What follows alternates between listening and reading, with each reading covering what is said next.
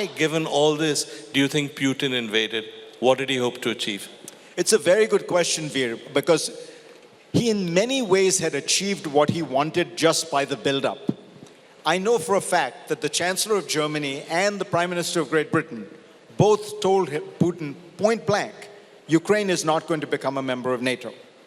Now, I fault Western diplomacy over the last 10 years, starting with Bush and that Bucharest Declaration, in irresponsibly dangling the prospect of NATO membership in front of Ukraine, when it was perfectly clear that was not going to happen. So they did enough to enrage Putin and not enough to secure Ukraine, which strikes me as a cardinal diplomatic sin.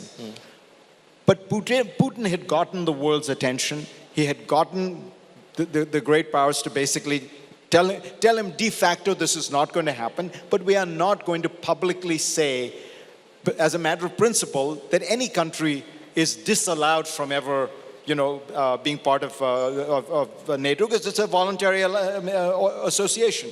It's not meant to be one of these places that by law or by decree says somebody is not going to be in it. So if that was his principal concern, that was satisfied.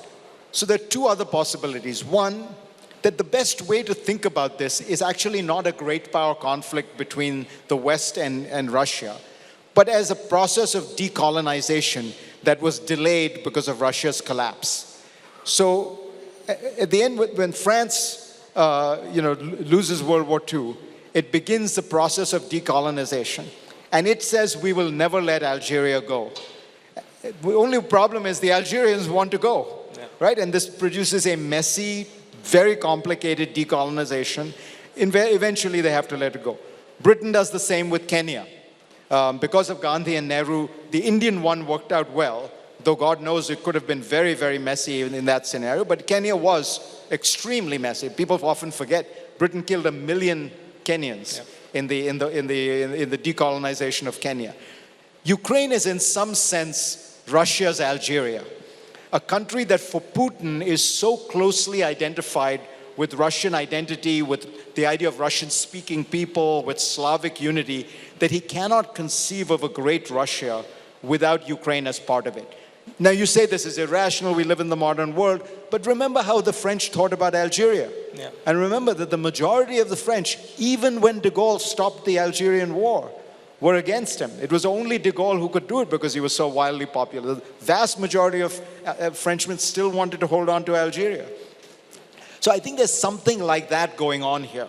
There is a kind of national greatness project where Ukraine is part of that. And the final point is, remember, Vladimir Putin wields power of a kind almost nobody does in the world. If Xi Jinping dies tomorrow, we know what will happen. There is an institutional structure that governs China. The Standing Committee of the Politburo will get together. They will vote. Somebody else will be appointed. That person will become president of China. If the king of Saudi Arabia dies, we know what will happen. The crown prince will become the monarch. What happens if Vladimir Putin dies in Russia? Nobody knows. It is, as the Russians describe it, a vertical of power. There's one man running, the country with the largest number of nuclear weapons in the world.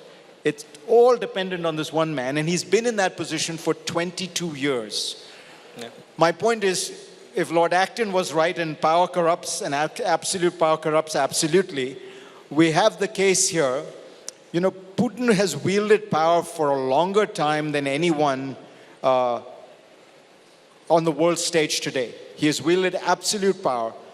Who knows what, you live in a world of courtiers for 22 years. You have only people telling you how great you are.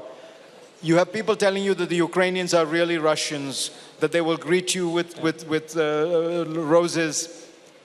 Maybe he's gone power mad. I put that as the third possibility because I am always wary to personalize these things too much. But it does seem to be a very personal, emotional decision for Putin, and I suspect that he made it very much himself. ये है ideas of India.